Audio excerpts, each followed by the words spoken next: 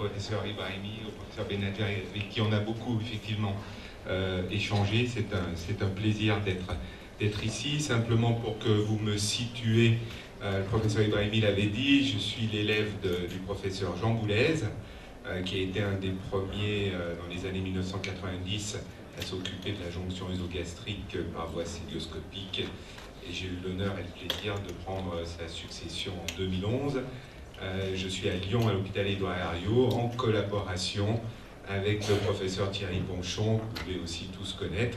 Donc on est de la même équipe, de la même fédération médico-chirurgicale avec Thierry Ponchon, Vincent Lepilier, dont on parlait à l'instant avec le professeur Benadja, et Jean-Christophe Saurin.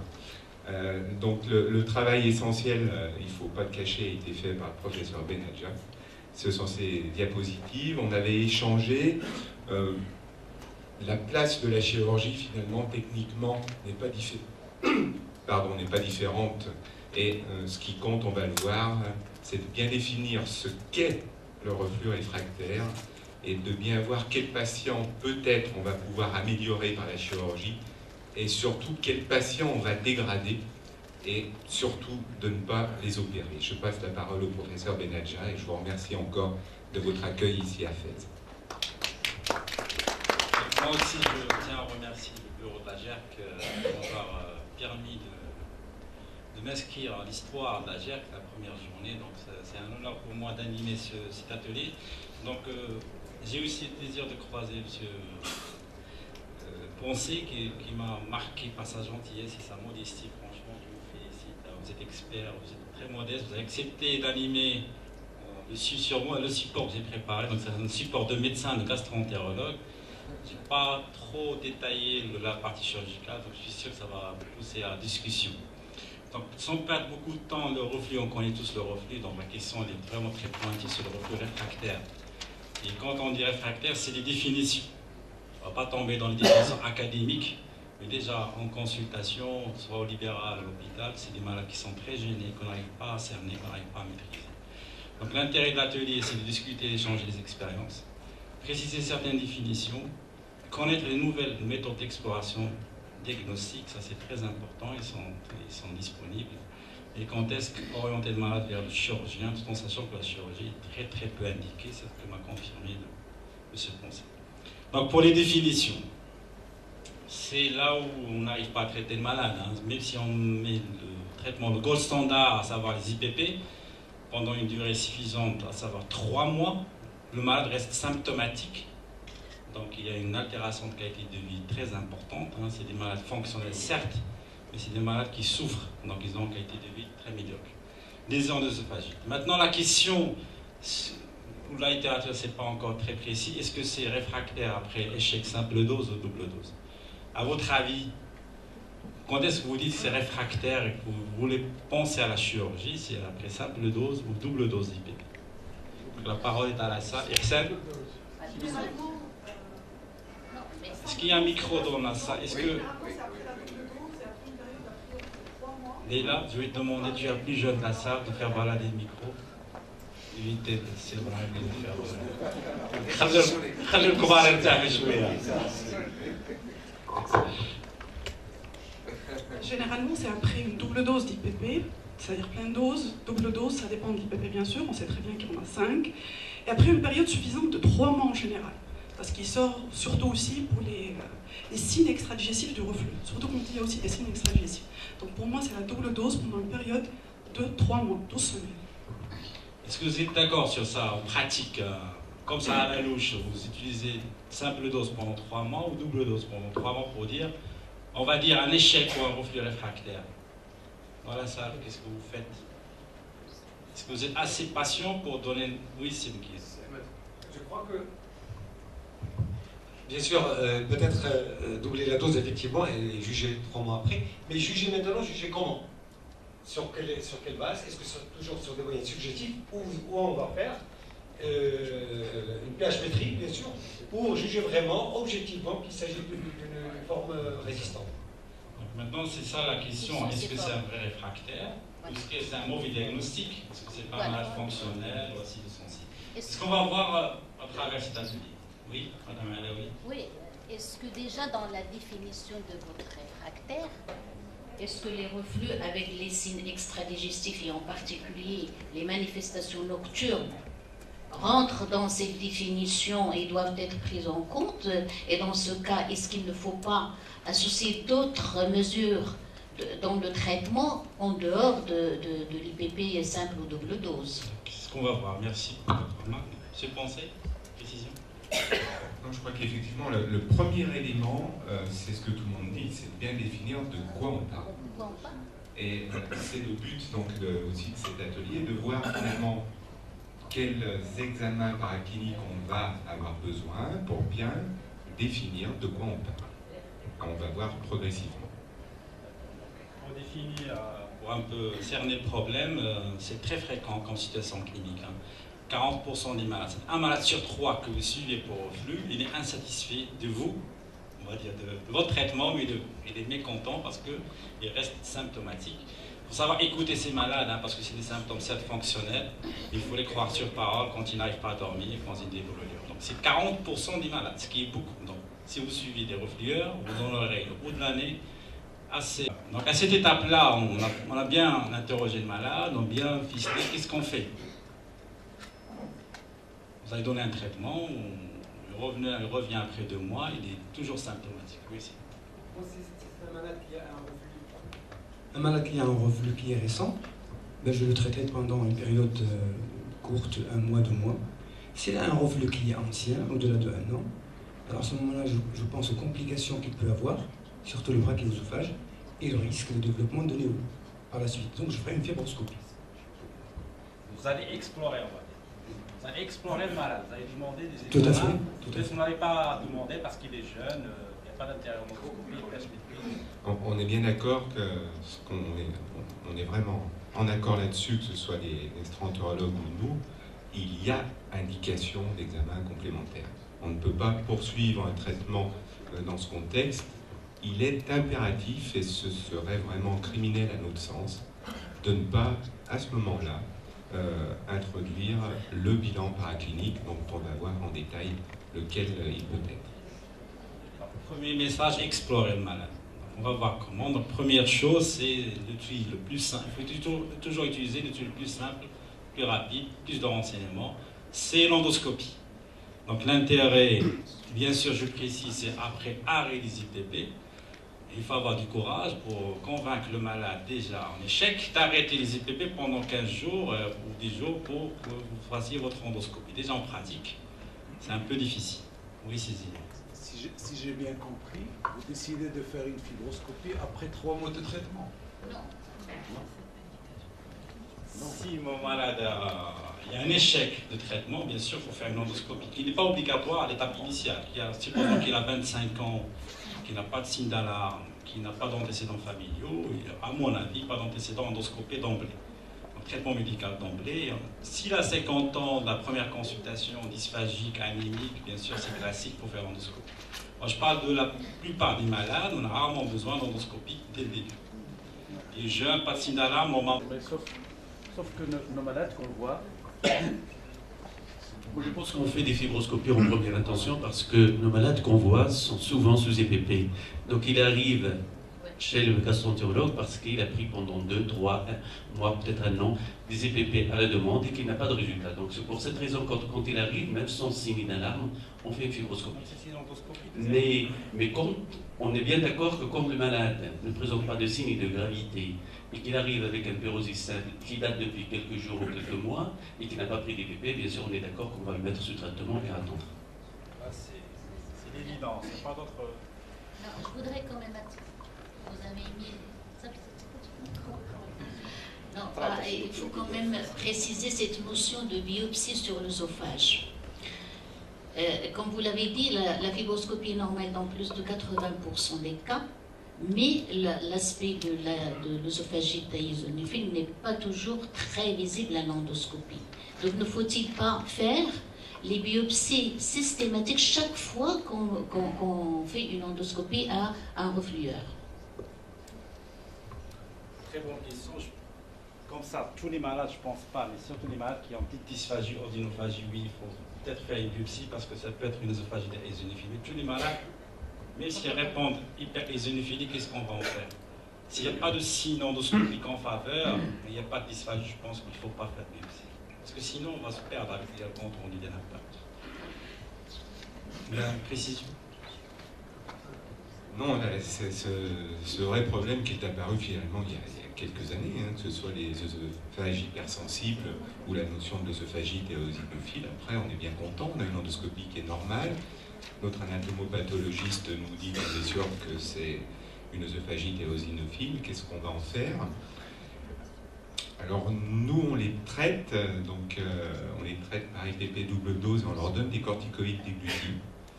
Mais là, il faut être sûr, il faut qu'on soit sûr à 100% du diagnostic. Mais on a une cohorte de patients d'œsophagite éosinophiles pour lequel on a fait successivement sur 2 endoscopies de contrôle des biopsies qui nous confirment bien le diagnostic et pour lequel on est en train d'avoir un protocole de corticoïdes déglutis avec une efficacité qui sera à discuter dans les années qui viennent. Oui, absolument.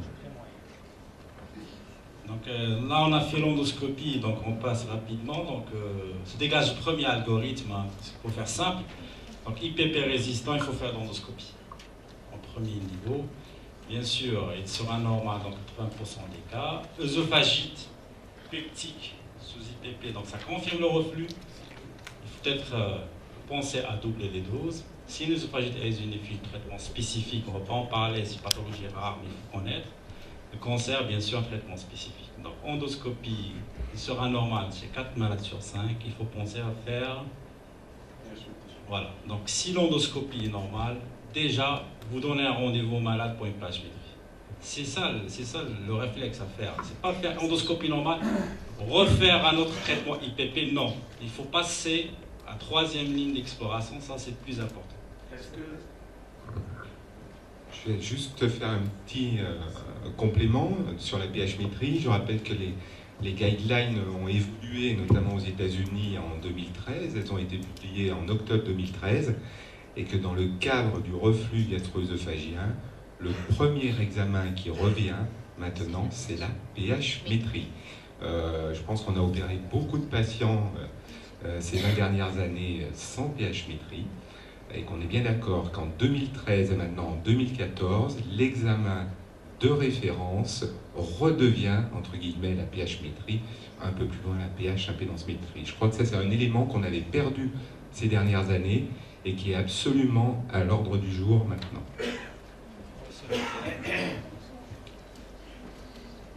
Donc, c'est un petit commentaire. Justement, donc, maintenant, on a bien compris, IPP 3 mois, résistance, donc fibroscopie, bien sûr, pour éliminer différents diagnostics. Mais une bonne partie des malades, si ce n'est pas la plupart, vont avoir déjà une fibroscopie à 3 mois auparavant. Est-ce qu'il faut garder le même protocole, c'est-à-dire recontrôler 3 mois après par une autre endoscopie ou passer à la pH-métrie? C'est clair, si le malade est en endoscopie, 3 mois, parce que il n'y a pas de bonne ou mauvaise endoscopie, mais il suffit qu'elle est bonne et qu'elle a bien cherché les lésions, bon, il faut zapper cette étape et passer à la pH-métrie, c'est clair. On ne va pas répéter les choses pour les répéter. Donc l'endoscopie doit être faite pour éliminer les lésions, voir si l'œsophage est normal, ce qui est le cas plus fréquent, et passer à la pH-métrie. Donc le message à retenir, c'est endoscopie normale est égale pH-métrie, c'est ça plus important. Moi, ce que je voulais demander, est-ce que c'est une pH-métrie de 3 heures ou de 24 heures? Ça, c'est la technicité, on va discuter. Pour une pH-métrie, il faut chercher ce qu'il y a un reflux ou pas avec endoscopie normale. Donc on passe maintenant le traitement IPP, contrôle-t-il réellement la sécrétion gastrique? Oui, c'est ça.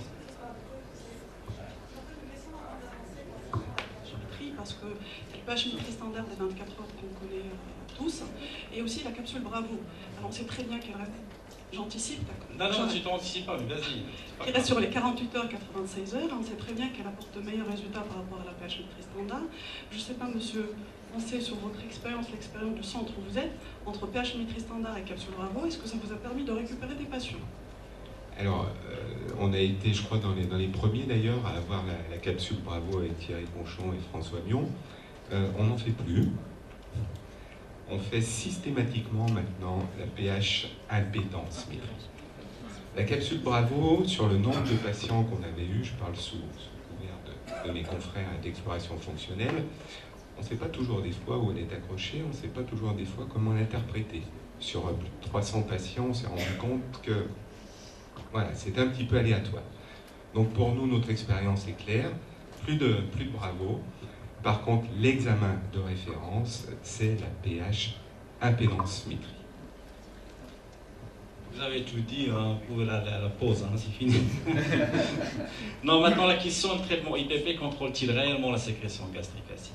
Pour revenir aux raisons de base, les IPP, oui, c'est bien, mais il y a un taux d'échec. Soit mauvaise compliance, c'est très important de chercher la compliance, posologie, horaire et délai par rapport à l'alimentation.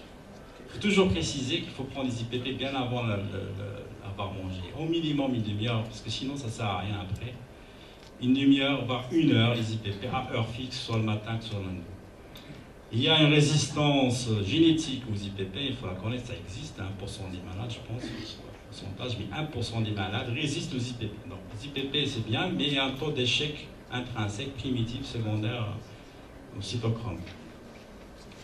Il faut connaître les phénomènes d'échappement aux IPP qui sont connus par les gastro-entérologues. Il faut connaître ça, le phénomène d'échappement nocturne des IPP. C'est des malades qui se réveillent trop la nuit parce que les IPP n'agissent plus, il y a un reflux nocturne. Ça va associer peut-être les anti-H2 pendant la première semaine de traitement, ça c'est très important. Et voici la grande question derniatale, c'est là où on va en discuter avec les chirurgiens, la grande question derniatale. Ou l'œuf, on ne sait pas, mais derniatale aggraverait un reflux et ça pousse à être réfractaire. Donc on verra comment. Donc maintenant, quelle compliance au traitement? Donc il y a une étude qui a évalué cette compliance, ça c'est très important quand même. La moitié des malades ne suivent pas bien le traitement. C'est une cause simple, très fréquente d'échec des IPP. C'est la compliance. C'est des malades qui ont des effets secondaires rares, mais qu'il faut savoir connaître, savoir céphalée, constipation. Hein. C'est des malades qui ne supportent pas les IPP, ou prennent très mal les IPP. Vous voyez, c'est très variable. Après le repas, 1 heure au coucher, en cas de symptômes. Voilà, en cas de symptômes, franchement, peut-être ça ne sert à rien les IPP parce qu'ils ont des d'action. Voilà, donc ce qui est important à conseiller, c'est ça, c'est 1 heure, 30 minutes à 1 heure avant les repas. Après, ça ne sert à rien parce que c'est fini, la sécrétion acide est là, donc c'est mieux si. Et voilà. Est-ce qu'il y a quelque chose à dire? Non, sur la compliance, je crois que c'est un élément, et maintenant on a des études qui nous le montrent, qui sont vraiment très, très claires. Nos malades, ils font quand même un petit peu ce qu'ils veulent, de plus en plus.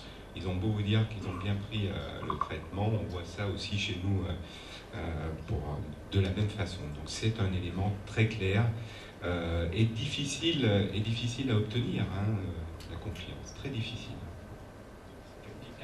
Intervenir ou c'est bon? Vous avez remarqué ça, si vos malades, s'il y a un échec à cause de la compliance, et ça nous va dire.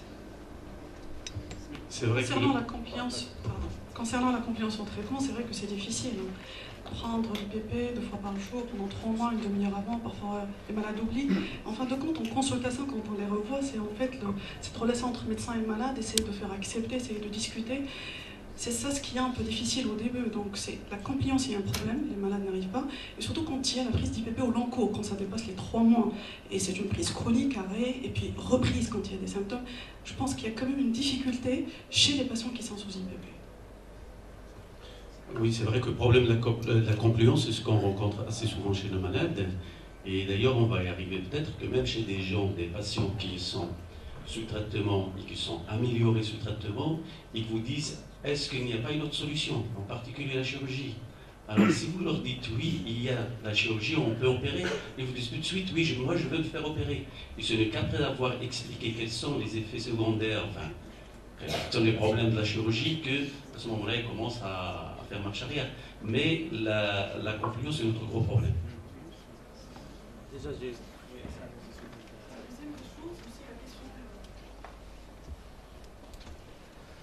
deuxième des choses aussi est la question que posent parfois les patients, les effets secondaires des IPP. Alors là, les IPP au long cours, c'est vrai qu'il y a des effets secondaires, on parle, il n'y a pas vraiment beaucoup, il y en a un peu, surtout sur le plan rhumatologique, c'est des patients. Et là, la question que je pose chez les patients qui ont des problèmes rhumatologiques, d'ostéopénie, est-ce que vraiment il faut faire une ostéodensitométrie ou pas? Je ne sais pas. ça reste, mais les effets secondaires, ils sont minimes. Mais au long cours, il y a quand même quelques effets, surtout sur les rhumatologies. Que faire à ce moment-là? Grande question. Grande question, et il faut surtout pas croire que la chirurgie, effectivement, ce qu'on disait, va sûrement régler les problèmes. Juste une remarque sur l'observance. Nous, maintenant, sur l'évolution, en tout cas en France et sur le plan médico-légal, on est assez clair. Donc, à mes patients qu'on m'envoie secondairement, voilà, ils ont peut-être une œsophagite, ils vont avoir de la dysplasie, ils vont avoir un cancer s'ils ne prennent pas leurs IPP. C'est peut-être très agressif, mais c'est le discours qu'on leur explique très, très clairement. C'est un argument qui, à ma foi, a son poids pour l'observance. D'accord, donc on passe concernant l'autre problème qu'il faut savoir en cas de reflux réfractaire, c'est le phénomène d'échappement, le reflux d'onction sous IPP, qui est bien objectivé ici. Donc regardez, même si le malade a pris le traitement 2 fois par jour, il a un reflux très important, très prolongé, alors que le malade dormait sous IPP, il y a un phénomène d'échappement qu'il faut connaître, et qui est une cause d'échec de traitement sous IPP des malades reflueux. Ces malades-là sont très difficiles à traiter. C'est quand même beaucoup de malades qui sont sous IPP qui font de reflux nocturnes sous IPP. Le rôle délétère de l'hernie hiatale. Que faire? On va y arriver pour le traitement. Ne vous inquiétez pas. Donc l'hernie hiatale par glissement. Donc qui n'a pas d'hernie hiatale? Donc un tiers des malades endoscopés ont une hernie hiatale, pour moi supérieure à la normale. Mais il faut en tenir compte quand il y a un reflux réfractaire. Là, donc les études ont montré que la présence d'une hernie hiatale diminue de façon très nette la réponse des symptômes sous IPP. Donc l'hernie hiatale, il faut en tenir compte, pas à l'étape initiale, mais en cas d'échec du traitement sous IPP. Là, ça va pousser beaucoup plus à réfléchir vers une chirurgie. Alors, le dessin là est très important. On est bien d'accord qu'on parle uniquement de l'hernie hiatale de type 1 par glissement. On n'a pas du tout le même profil de résistance aux IPP sur les types 2 et les types 3. Sur les types 2, on comprend très bien que la jonction œsogastrique est encore en place en intra-abdominal et qu'on a simplement la grosse tubérosité qui est montée dans le thorax. Et là, on n'a pas de variation. Le type 3, c'est des patients qui ont donc à la fois la jonction œsogastrique en intrathoracique et la grosse tubérosité en intrathoracique. Ces patients-là, ils n'auront jamais de reflux, ils sont dysphagiques et ils auront des douleurs thoraciques. Donc j'insiste vraiment aussi sur ce schéma. On est bien d'accord que le rôle délétère est bien dans la hernie hiatale de type 1. Il y a des remarques, des compléments. Est-ce que quand vous écrivez sur votre compte rendu hernie hiatale, vous n'avez pas de questions classiques? Qu'est-ce que je fais? Je m'opère, surtout quand on dit en arabe, je ne sais pas comment vous expliquer aux malades. C'est vraiment très difficile de gérer cette variante d'hernie hiatale chez les malades, quoi. Donc c'est difficile. Mais il faut en tenir compte quand le malade résiste aux IPP, quand tu as une hernie hiatale par glissement, et bien le préciser sur votre compte rendu, ça c'est très important, le cardiamuqueux, le cardio-anatomique, la distance entre les deux, ça doit sortir sur les comptes rendus des fibros pour reflux gastro-œsophagien. C'est très important pour la pH-métrie, c'est très important pour la pH-impédance-métrie, c'est très important pour le chirurgien après, tout ça. Donc qu'en est-il du surpoids qu'il ne faut pas oublier? Donc j'enchaîne avec la communication de M. Denis, donc c'est partout l'obésité, donc ne me regardez pas, moi aussi j'ai un petit... Voilà, donc ça c'est un rôle délétère du surpoids, c'est clair. Donc un malade qui a une obésité, on va dire un surpoids, c'est un facteur d'échec du traitement du reflux. Donc conseillez vivement, parce qu'à vos malades de perdre du poids, doucement, et perdre du poids pour améliorer les symptômes sous IPP. C'est un peu le problème de la société, que ce soit maintenant aux États-Unis, en Europe, chez vous. Alors les recommandations chirurgicales, je ne parlais que de ce que je connais, ont évolué. Déjà en 2010, les recommandations au niveau des États-Unis, plus ou moins européennes, recommandaient une chirurgie de type bypass chez les patients qui avaient un reflux gastro-œsophagien sévère avec un IMC supérieur à 35. Cette première recommandation est apparue en 2010. Elle a été confirmée sur plusieurs études prospectives randomisées en 2013. Elles ont été publiées en octobre 2013 en Surgical Endoscopy. sous l'égide de la SAGES, qui est l'association des gastro-entérologues des États-Unis. Cette recommandation persiste avec un niveau de preuve de grade B. Donc pour vos patients en surpoids avec un IMC supérieur à 35 et un reflux sévère, il n'y a pas d'indication de chirurgie anti-reflux, c'est une indication de chirurgie de type bypass gastrique. Ça ne vous interpelle pas, vous savez, ça cache sans problème. Donc on traite un malade reflueur, on pas traitement d'obésité. Moi je ne le savais pas, je vous remercie pour... Est-ce que, quand vous faites le bypass, pour ce genre de patients, est-ce que vous continuez à mettre vos patients sous IPP, sous traitement médical? Et pourquoi ne pas associer dans le même geste le traitement anti-reflux, chirurgie anti-reflux et bypass?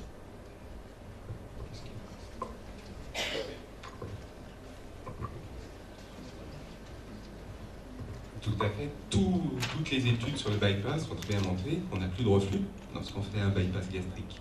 On garde une poche gastrique qui fait 40 cc. On a une anse en Y qui est longue, donc ce qui correspond aussi à une diversion duodénale.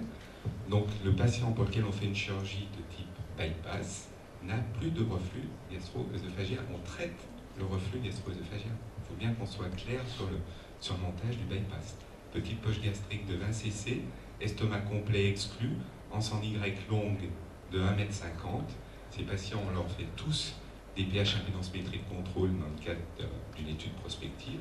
On n'a plus ni reflux acide, ni reflux bilieux dans ce type de montage. Donc on arrête le topo et on fait les bypass pour tous les reflux réfractaires. Non. L'indication, d'ailleurs, je vois que c'est sur la diapositive, c'est bien clair, c'est marqué sur des IMC supérieurs à 35. Attention. Votre question est intéressante, parce qu'on voit très bien aussi que dans les reflux très sévères qu'on n'arrive pas à traiter, notamment avec les brachioésophages, nous, notre tendance, c'est de faire des diversions duodénales.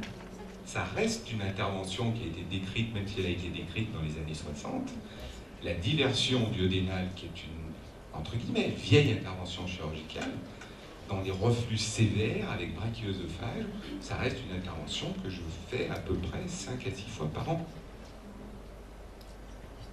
Toujours dans le même ordre d'idée, est-ce que cette chirurgie bariatrique, on la propose chez tous les malades reflueurs, qu'il y ait ou non œsophagite, endobrachie, hernie hiatale ou non, ou est-ce qu'il y a un sous-groupe particulier qui va bénéficier beaucoup plus de cette chirurgie bariatrique?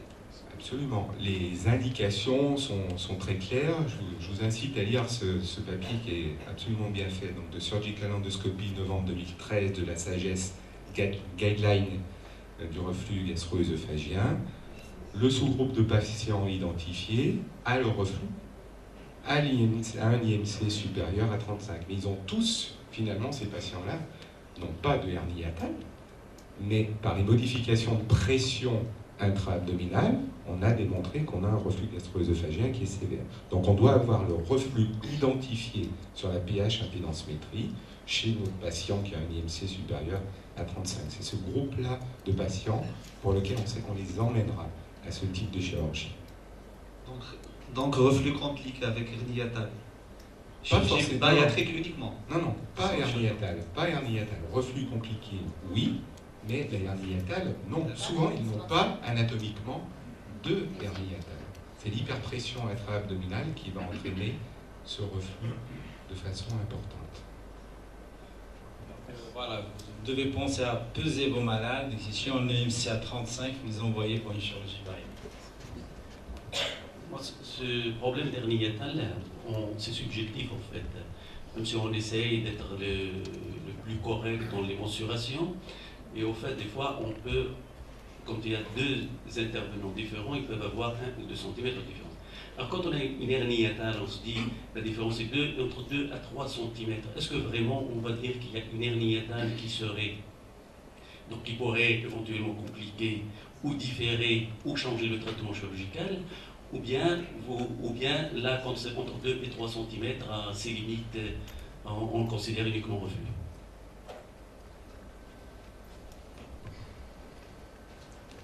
Tout le problème, là encore, de la définition de l'hernie hiatale. Sans vouloir me mettre à dos tous mes amis endoscopistes, l'hernie hiatale est visible à l'endoscopie, sa définition doit être anatomique. On ne peut parler de hernie hiatale de type 1, de type 2, de type 3 de volume sans avoir un transit œsogastro-duodénal varité bien fait, ou à l'heure actuelle, nous ce qu'on fait en prospectif, c'est ce qu'on appelle le gastroscanner. Le gastroscanner qui est finalement un scanner avec des sels effervescents qui va permettre de dilater la grosse subérosité, je pense que vous l'avez déjà vu. Donc la définition de l'hernie hiatale, elle ne doit pas être endoscopique. Elle peut être sur la manométrie haute résolution, on peut en parler, mais en tout cas c'est une définition anatomique et on doit avoir au moins un transit œsogastro-duodénal varité bien fait pour classer nos malades. Et c'est tout à fait vrai ce que vous dites. Une petite hernie hiatale entre guillemets qui est simplement une disparition de l'angle de His de 1 cm, je crois que celle-là, il ne faut pas en tenir compte. Donc si on suit l'algorithme, endoscopie normale, on a tout vérifié, la compliance, le poids du malade, on va demander pH-métrie. La pH-métrie, vous la connaissez, ici c'est les symptômes que décrit le malade, reflux acide inférieur à 4, la durée, le nombre, tout ça. Ça c'est la pH-métrie. Maintenant, ce qu'il faut savoir, c'est qu'un pyrosis résistant antisécrétoire, ce n'est pas toujours un reflux acide. Déjà, cette notion de reflux acide, non acide, et un pyrosis sans reflux. 3 catégories de malades, de reflux. Un malade à reflux acide, non acide, et on peut avoir un malade symptomatique sans reflux. Donc, on verra un peu les appellations, les terminologies, ça c'est très important. Donc, ce n'est pas toujours un reflux acide, ça peut être non acide. Voilà.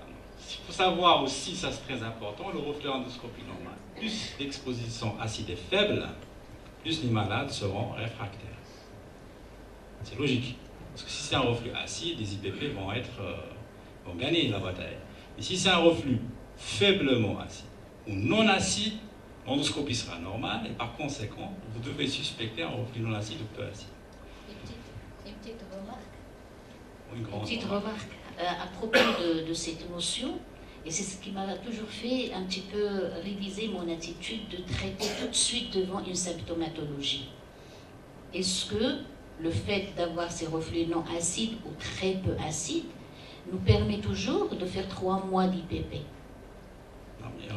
Je vais peut-être expliquer davantage, parce que reflux non acide et acide faiblement acide, c'est donné de pH-métrie, voire de pH-impédance-métrie. Moi, j'introduis l'examen maintenant qui va devenir peut-être la référence, voilà. C'est la pH-impédance-métrie. Voilà. Donc, même si la pH-métrie vient normale, on va voir sur l'algorithme, il faut penser à la pH-impédance-métrie. C'est plus l'examen sophistiqué, superflu,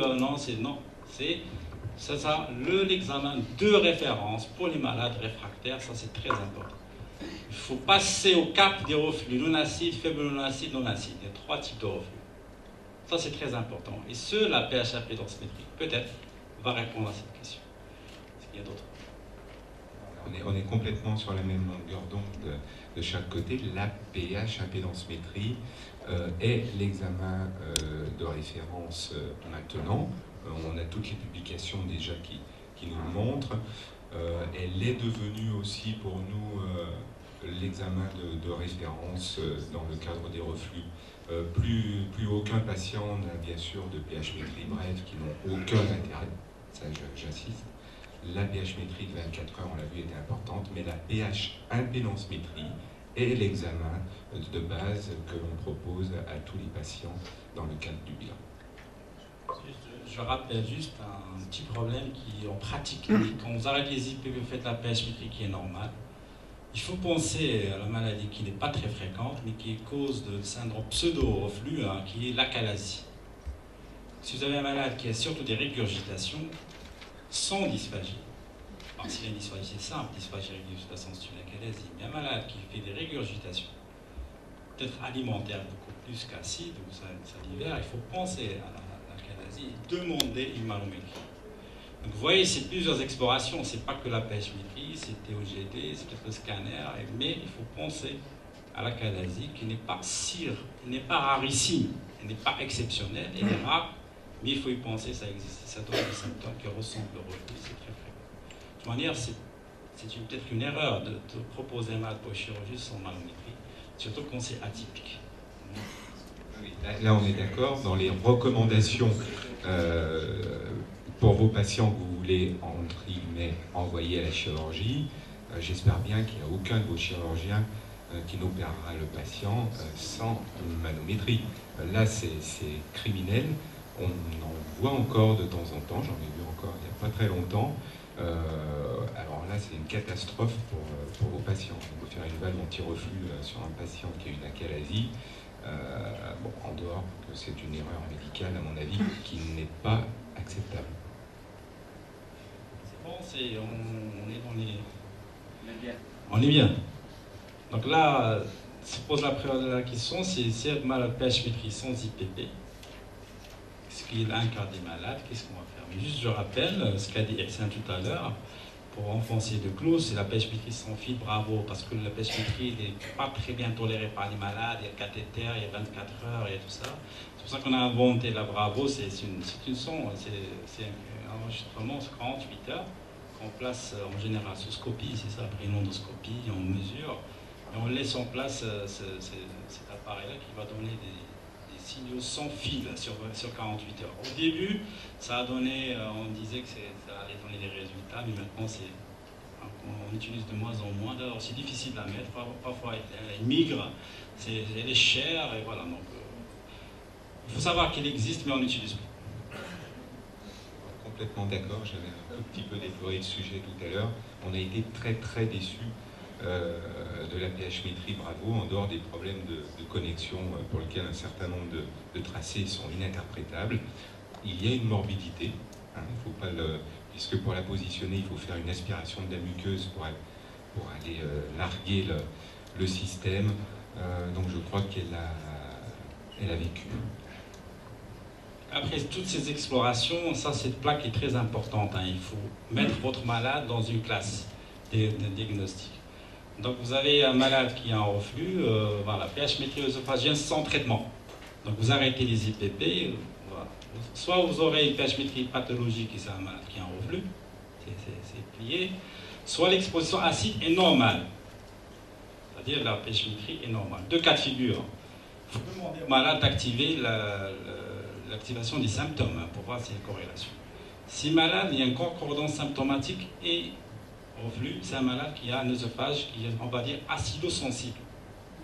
C'est-à-dire, à chaque fois qu'il y a une remontée d'acidité, sans qu'elle soit pathologique, il sent un symptôme. Œsophage acido-sensible. Donc, même si le nombre de reflux sont très, très bas, très peu prolongés, le malade sent. Donc, ça, vous allez savoir quand il active l'enregistrement, comme quoi il a eu un symptôme à minuit 30, à midi, après avoir mangé. Et ça, on va savoir si le malade active ces capteurs sur l'enregistrement. Donc, œsophage acido-sensible.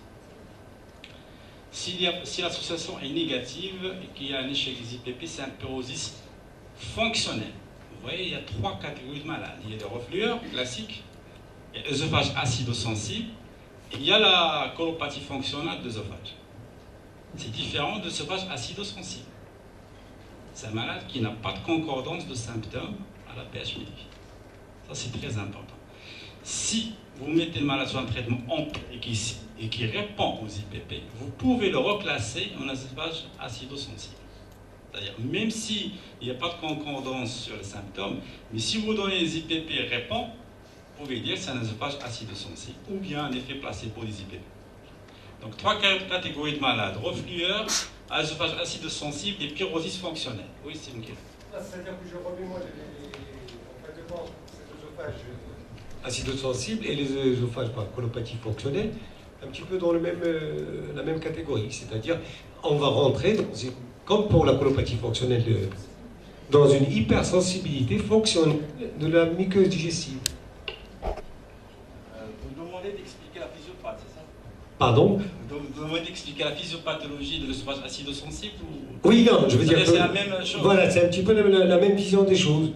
C'est-à-dire il y a une hypersensibilité fonctionnelle. Sauf que la différence, c'est que ce pyrosis fonctionnel ne répond pas aux IPP. Il ne va jamais répondre aux IPP. C'est un message à retenir. S'il est fonctionnel, il ne va jamais répondre aux IPP. Il faut penser à de notre classique thérapeutique qu'on va voir. Œsophage acido-sensible, reflux, répond aux IPP. Le fonctionnel ne va jamais répondre, il va vous rendre fou, il va devenir fou. Donc il faut dire que c'est les fonctionnels, après pH métrique et concordance de symptômes. Ça c'est important pour l'exclure des IPP une fois définitivement. Attends, parce que là je vois parce qu'au plan thérapeutique, ça peut ouvrir pour cet œsophage hypersensible, ça peut ouvrir une autre, si vous voulez, une autre voie thérapeutique, c'est-à-dire aller traiter ces sensibilités œsophagiennes au lieu d'aller traiter par les IPP. Voilà, donc c'est pour ça que je mets un petit peu dans le même cadre d'idée que dans la colopathie fonctionnelle, c'est-à-dire cette hypersensibilité. Voilà. Vous avez raison, on dit la même chose. Absolument, on est d'accord. Ce qui est important pour les chirurgiens, c'est que ces malades-là, il faut vraiment pas les opérer. On est bien d'accord. C'est des catastrophes pour vous, mais on préfère que vous les gardiez. Et c'est des catastrophes chirurgicales. C'est des patients qui vont avoir toutes les complications de la cure de reflux, qui vont absolument être terribles à gérer.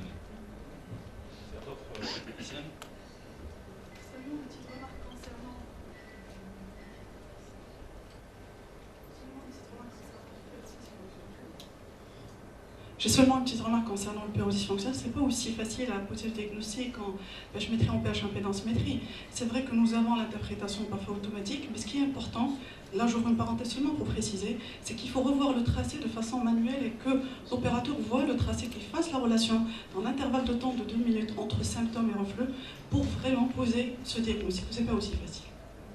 Donc si vous envoyez un malade pour une pH métrie, il doit vous répondre. Le médecin qui est interprété, soit acido-sensible, reflux, pas de reflux, voilà. Donc vous pouvez avoir une réponse.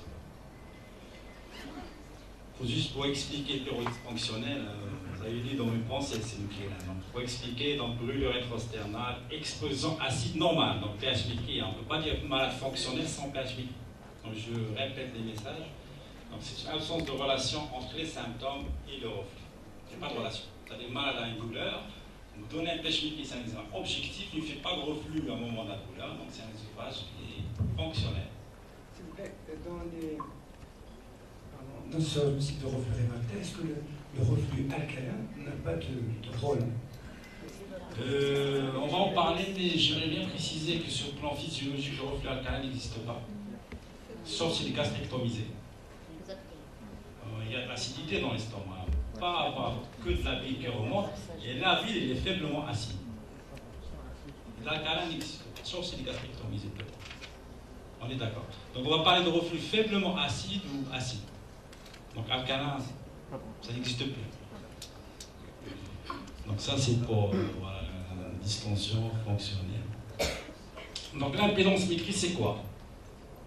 L'impédance métrie c'est un enregistrement, c'est comme la pH métrie. 6 canaux d'enregistrement d'impédance et 2 canaux de pH métrie.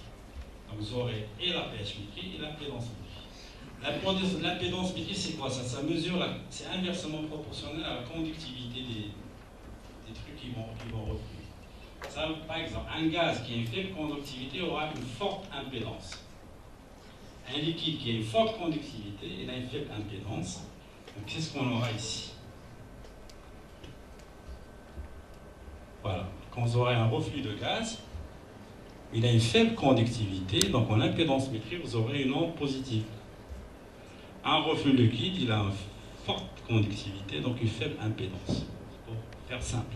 Donc pour savoir lire les impédances métriques, ici c'est Franck Zerbi, bien sûr. Donc là c'est une déglutition. Bien. Donc soit là c'est une déglutition, et après ici il y a un reflux physiologique par ouverture du sphincter inférieur du ça, vous aurez un abaissement de l'impédance métrique. Si vous aviez un reflux de gaz, ce qui arrive,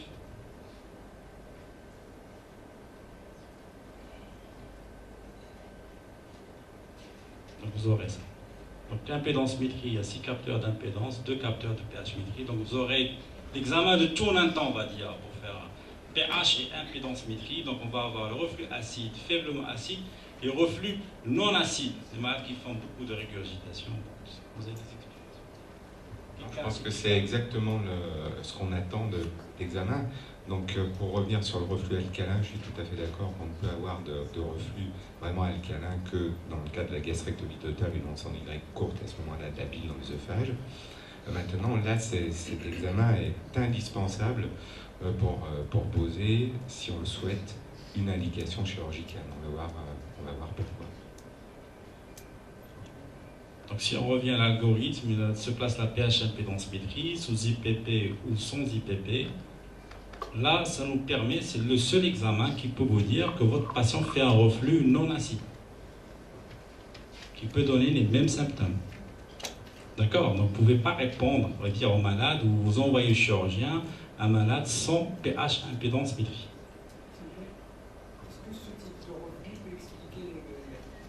Ce type de reflux sans acide peut expliquer les gastrites atrophiques, où il n'y a pas beaucoup de sécrétion acide. Je ne suis pas expert en acidité, mais juste répondre. Quand on dit reflux non acide, ça ne veut pas dire qu'il n'y a pas d'acidité. Le reflux qui est responsable des symptômes est secondaire à un gaz, une éructation, un problème moteur, quelque chose comme ça. Il y a de l'acidité dans l'estomac, c'est pas possible qu'il n'y ait pas d'acidité. Il y a de l'acidité, mais le reflux que présente votre patient, c'est un reflux non acide. C'est-à-dire que l'acidité n'est pas la cause des symptômes. D'accord? C'est pas de l'acidité. Ça ne veut pas dire qu'il est secondaire à une atrophie gastrique. Est-ce que j'étais clair? Parce que la question n'est pas claire, c'est-à-dire est-ce que... Les personnes âgées, souvent ils ont des gastrites atrophiques. Donc est-ce que l'acide, chez ces personnes-là, ça vous arrive de trouver des gens qui ont des reflux et chez lesquels la pH-métrie est normale? Je ne vais pas répondre à cette question. Alors, quel type de gastrite? Parce que le sujet âgé, c'est les entrites. Or, les entrites, au contraire, il y a une augmentation de l'acidité. Par contre, c'est la seule gastrite qui s'accompagne d'hypochlorhydrie, c'est la gastrite phallique, c'est-à-dire la maladie du Biermer. Or, la maladie du Biermer, donc c'est un cas particulier, donc ça ne rentre pas dans ces... On peut en parler après. Donc là, le reflux non acide, c'est là où va se positionner la chirurgie, je pense, c'est l'indication idéale de la chirurgie. C'est avant la chirurgie, si vous permettez, les prokinétiques, est-ce qu'ils n'ont pas eu place dans votre algorithme? Est-ce qu'ils n'ont pas... On va y arriver. Je pense que non, mais les prokinétiques, je pense... Est-ce qu'ils ont intérêt pour... C'est pas que moi, les sociétés savantes ne recommandent plus les prokinétiques pour le traitement de reflux. Aucune place. On va y arriver. On va en parler après, on est bien d'accord. C'est un des rares cas où on arrive ici avec la question de la chirurgie. On imagine bien qu'on a un patient qui est jeune, qui a peut-être une petite hernie hiatale, qui a un reflux qui est bien prouvé par la pH impédance-métrie, qui n'est pas acide. On sait très bien que les IPP à ce moment-là ne vont rien faire. Et c'est le moment de proposer éventuellement un geste anti-reflux. On comprend très bien pourquoi, chez ce petit groupe de patients, on peut être efficace chirurgicalement. Il y a le baclofène ici, vous connaissez le baclofène, donc il n'a pas l'AMM dans cette indication, mais apparemment il agirait contre les relaxations transitoires des CIO, avec des effets secondaires qui limitaient sa prescription. Donc, Maintenant pour le traitement qui est pris en charge, donc échec des IPP simple dose, il faut rappeler qu'il faut vérifier la compliance, l'horaire de prise, c'est-à-dire et 2 fois par jour. Donc échec des je pense. Échec des IPP à double dose. Là, on fait une pH impédance métrie. Donc s'il est négatif, vous vous rappelez, c'est l'œsophage fonctionnel, pyrosis fonctionnelle. Donc ça, c'est les antidépresseurs et point d'interrogation sur l'intérêt d'une radiofréquence. Mais ce n'est pas recommandé. Donc là, pas d'IPP, pas d'antisécrétoire, ce n'est pas une maladie acide. Ce n'est pas un reflux acide. Donc on donne les tricycliques.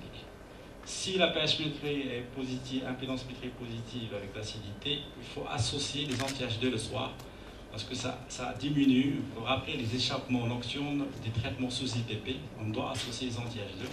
Donc les anti-H2 sont toujours d'actualité dans ces malades réfractaires. S'il y a un reflux non acide, donc là, plus d'intérêt d'antisécrétoire ni rien, il faut penser à la chirurgie, traitement médical ou bien endoscopique, tout en sachant que la chirurgie reste en première ligne dans ce reflux non acide. Vous êtes d'accord? L'endoscopie, ça a été prometteur, mais c'est très compliqué, mais bon, tout est tombé dans l'eau, donc il y a la chirurgie. Baclofen, point d'interrogation. Effectivement, je crois qu'on est tous d'accord pour avoir participé au protocole de chirurgie par voie endoscopique avec Thierry Ponchon. On est tous, enfin, les endoscopistes interventionnels sont en net recul avec presque une inefficacité à 3 ou 4 mois. Donc soit on a une hernie hiatale, soit on a un patient qui doit bénéficier d'un geste anti-reflux, on peut lui proposer la chirurgie. On a une petite expérience sur le baclofen, effectivement, pour les RT-SIO. Je crois que ça vaut le coup de l'essayer sans certitude non plus. Est-ce qu'il y a des interventions concernant cet algorithme? Vous voyez très peu de place des IPP pour les reflux réfractaires. C'est pour dire, effectivement, pour le reflux, bien sûr, avec hyperacidité, et le fait de rajouter l'anti-H2, et c'est le résultat réel, on récupère pas mal de malades. Oui, avec les anti-H2. Oui, donc, je suis tout à fait d'accord. Il faut vraiment dire cette... Oui, par rapport à la double dose. Est-ce qu'il y a une catégorie de malades chez qui vous commencez d'entrée avec une double dose? Une maladie qui a une oesophagite sévère, mais... C'est-à-dire en dehors des lésions, voilà. Simple dose, non. Je ne pense pas qu'il y ait un facteur prédictif de dire ce malade-là, il faut commencer d'emblée double dose, non. Je ne sais pas. Je pense peut-être, mais pour les symptômes digestifs, simple dose, sauf s'il y a l'endoscopie une oesophagite sévère, on veut rapidement avoir une cicatrisation. Donc soit on n'a pas la pH impédensmétrie, mais on a le droit de traiter nos malades. Hein. Donc on fait un traitement empirique. Il faut juste savoir si le malade a des régurgitations. Là, il faut dire beaucoup plus, c'est un reflux non acide. Si le malade régurgite beaucoup plus, ça veut dire qu'un SIO défaillant, il faut penser à la chirurgie. Pensez à la chirurgie, de toute manière, le chirurgien va tout demander, pH impédensmétrie et tout ça. Donc s'il y a un pyrosis, essentiellement un pyrosis, là aussi, on insiste sur la place des anti-H2 comme association aux doubles doses des IPP. S'il y a un échec, il faut passer au tricyclique à faible dose, hein, ce n'est pas la dose antidépressive, c'est quelques gouttes de soir. Des inhibiteurs d'absorption de la sérotonine, donc l'action antidépressive, et la radiofréquence, bon, c'est un traitement endoscopique là aussi qui est en essor, mais maintenant en recul. Vous voyez, on traite beaucoup plus dans ce cas de reflux réfractaire, beaucoup plus de malades qui sont fonctionnels, des malades chez qui on va traiter par les antidépresseurs ou bien soit des tricycliques, soit des inhibiteurs de la rupture de la sérotonine. Donc toujours penser, même chez les colopathes, à mettre ces malades-là sous faible dose, pas une dose antidépressive, mais une dose bien plus faible, et ça donne de très bons résultats. Oui, si on pouvait faire une petite synthèse pour avoir une expérience de prise en charge de ces patients, ce que l'on a mis en place, nous, c'est la même chose que pour la cancérologie, une RCP motricité œsogastrique, dans lequel il y a systématiquement le gastro-entérologue, l'endoscopiste, le médecin d'exploration fonctionnelle, le radiologue et le chirurgien. Et tous ces patients sont discutés en RCP motricité œsogastrique. Et vous verrez que finalement, on a de quoi faire. Avec un bilan standard qui doit comporter l'endoscopie, qui doit comporter le transit œsogastro-duodénal parité, la pH impédensmétrie, la manométrie haute résolution, et on l'a évoqué, mais on l'a peu dit, un dosage de gastrine, de façon systématique, même si le Zollinger-Ellison reste rare, et on aura des ulcères essentiellement, on est bien d'accord, au niveau antral, au niveau gastrique. N'oubliez pas chez vos patients pour lesquels le diagnostic est difficile de faire un dosage de gastrine. Parfois, c'est pas très cher et ça peut rapporter gros, surtout pour les malades. Un complément d'information, il faut arrêter les IPP parce que l'hypergastrinémie sous IPP est classique. Hein. Vous allez avoir trop de gastrinome si vous dosez la gastrinémie sous IPP. Moi, je pense qu'on a fini, hein, donc on est dans le temps. Tu peux un petit peu On a fini la présentation. Après, on est ouvert à quelques questions. Voilà. La radiofréquence, tu peux un petit peu détailler quelle est sa place? La radiofréquence, c'est un traitement endoscopique. Hein, donc, vous traitez quoi? Parce qu'on n'a pas de lésion là. La radiofréquence, c'est pas la radiofréquence de BO, donc je suis très mal exprimé. La radiofréquence, c'est pour améliorer la compliance de SIO. On met des capteurs, des électrodes au niveau du cardia, c'est compliqué. On met du courant, c'est pour améliorer la continuance du cardia. C'est pas la radiofréquence de BO. C'est la radiofréquence partout, mais c'est pas le même.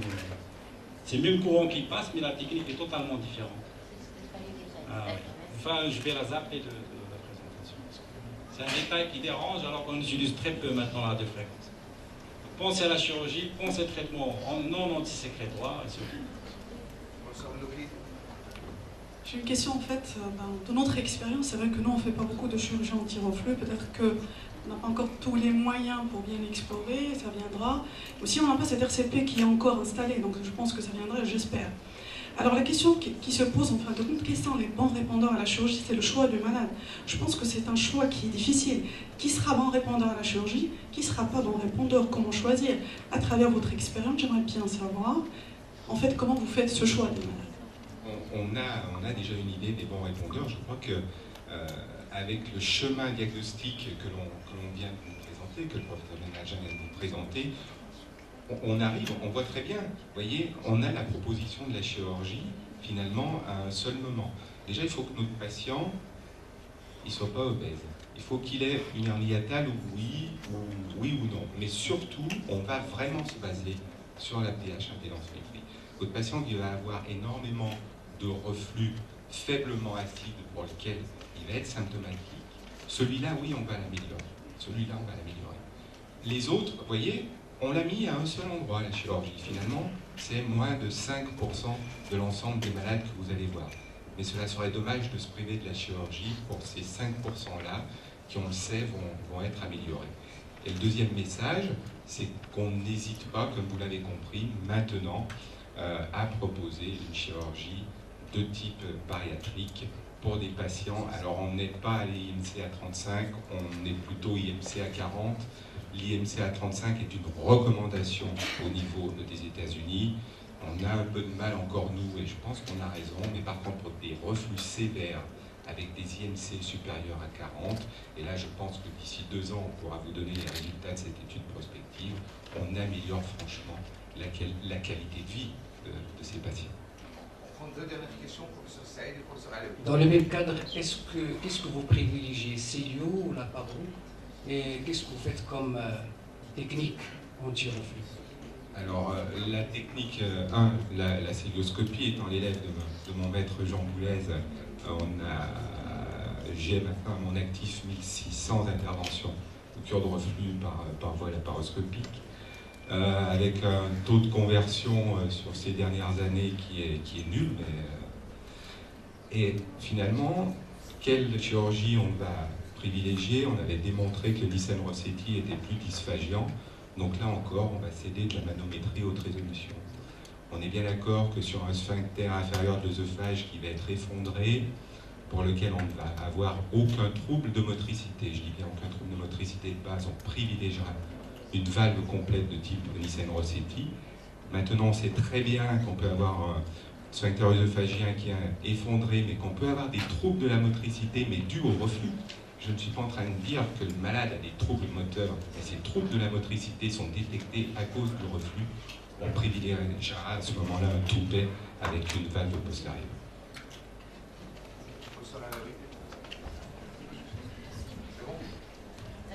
Oui, je reviendrai.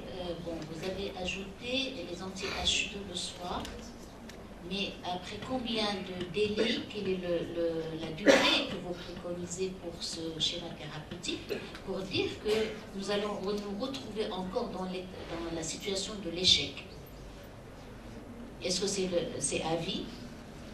Est-ce que c'est le coup par coup? Est-ce que c'est à la demande? Comment vous traitez ces patients? C'est pas la même chose que les IPP. Les IPP, on peut les maintenir en long cours, mais les anti-H2, c'est en général pour passer un cap. Et c'est une réponse thérapeutique très rapide, un délai d'action beaucoup plus rapide que les IPP. Les IPP ont un délai d'action de 2 à 3 jours pour avoir une réponse symptomatique. Les anti-H2 donnent cette réponse rapide. Mais après, est-ce qu'on long cours ou pas, je ne peux pas répondre. C'est pas la réponse. Vous avez la réponse? C'est le coup par coup. Coup par coup. Oui, il va se réveiller là. Oui. J'ai une question par rapport à la prescription des IPP. Est-ce qu'on n'a pas le droit de switcher les molécules par rapport à la... C'est-à-dire en cas d'échec d'oméprazole, est-ce qu'on n'a pas le droit de changer la molécule, éventuellement l'osoprazole ou les oméprazoles? Comme vous savez, il y a une variabilité génétique vis-à-vis de la réponse métabolisme hépatique. Donc est-ce qu'on n'a pas le droit de changer plutôt la molécule au lieu de passer à la double dose ou après, enfin, après l'échec de la double dose, est-ce qu'on n'a pas le droit de changer la molécule? C'est une très bonne question. Bien sûr, pour répondre evidence-based medicine, il n'y a pas de comparaison dans la littérature dans cette situation clinique. Mais il faut savoir que, par exemple, pour les oméprazoles qui étaient comparés à l'oméprazole, mais c'est une comparaison par rapport à l'œsophagite, donc à des anatomiques, c'est clair que c'est supérieur. Mais concernant dans cette catégorie-là de refus réfractaires qui sont passés à notre famille, ça n'a pas été évalué scientifiquement.